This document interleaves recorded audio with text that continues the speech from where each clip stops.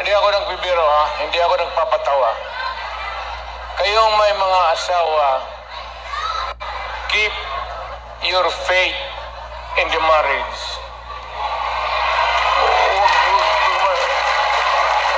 Huwag kayong magbitaw dyan sa temptation na, no? You're here to help your family and do it. Do not waste it in some other things na activities that would destroy the family and destroy you. Ang akin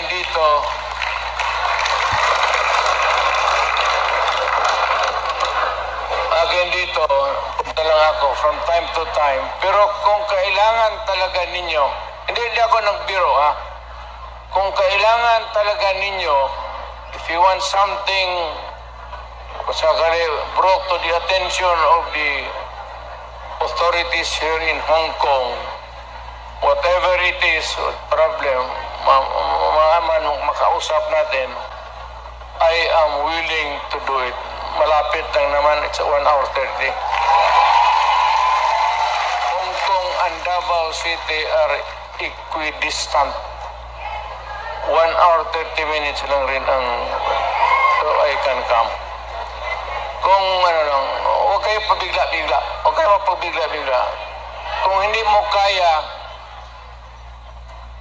sino bang yung leader ninyo?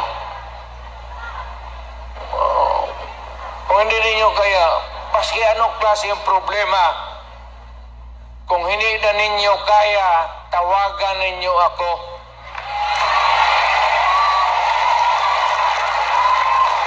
Problema ka sa asawa ninyo na iwan, putulin natin yung utin ng butang ng